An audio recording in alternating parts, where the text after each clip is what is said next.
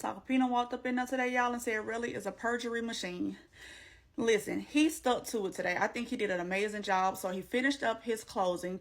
These are the things that he mentioned. He said that the prosecution has the burden of proof. However, I don't feel like they did that because they missed a lot of stuff that they needed to have to prove that Rocky is guilty without a reasonable doubt. Like, they could have called Riley's girlfriend to the stand to basically confirm his story about getting the shell casings. They could have called ASAP Bari to cooperate the conversation that happened that started this whole big mess. Okay, they could have checked Riley's the data from the picture that he took the shell cases with to see exactly what time and at what location he was at when those pictures were taken. They could have checked Rocky's DNA against and compared it against the shell casings as well as the magazine that was found in his house 5 months later. It's like they could have done a lot of stuff that they missed. He brought up the fact that Riley is on a tape talking to Wally, and he says himself that Rocky acted in self-defense, and then he even played it to remind the jurors that Riley actually said this. He talked about the outburst that Rocky had in court and said, hey, yes, he did have an outburst. Yes, he did say don't say anything because it was pertaining to his children, and that's something that he does not want discussed in court and wants to keep private. He mentioned the fact that Riley was on social media pretending to live this lavish lifestyle, you know, pretending that he really just had it, like he was at the peak of his career, like he stated. But then when asked about it, he was not making any money that year. And it was like a jealousy between he and Rocky, okay?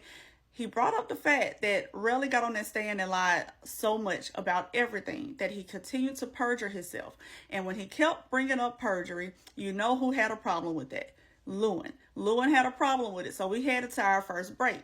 When the first break happens, Lewin snaps at the judge. Here's the clip. And I object. And you make it clear to the jury that my objection you find annoying. It's very clear that the tone that we get when we make an objection should be sustained is, what are you doing? That's what we said. You specifically lower your voice and don't yell at me. I told you before. I'll listen to what you say. Speak in a normal tone of voice.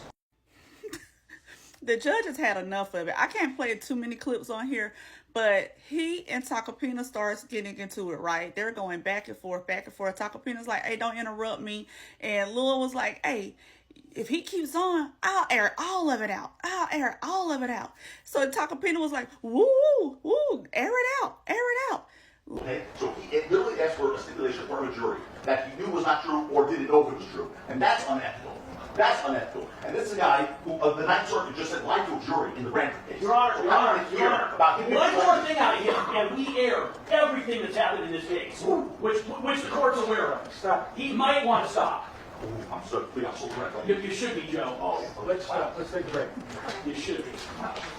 Listen, the Tacopina mentioned something about like the Ninth Circuit Court or something. So you know the people on Twitter started investigating, right?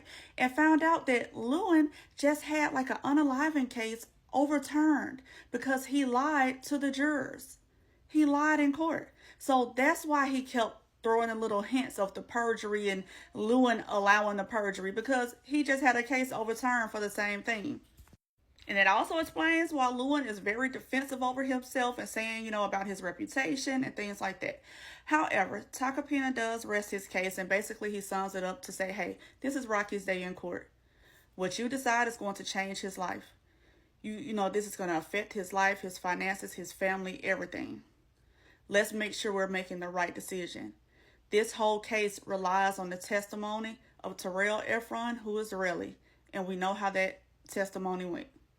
He sounded very passionate when he gave his closing, that very last statement, very sincere. You could tell that this has taken a lot out of him as well. So he is done. The defense has nothing else they can do. It's going back over to the prosecution for rebuttal. And then after that, the jurors will start deliberating, and I'll be back with y'all to let y'all know how the prosecution does.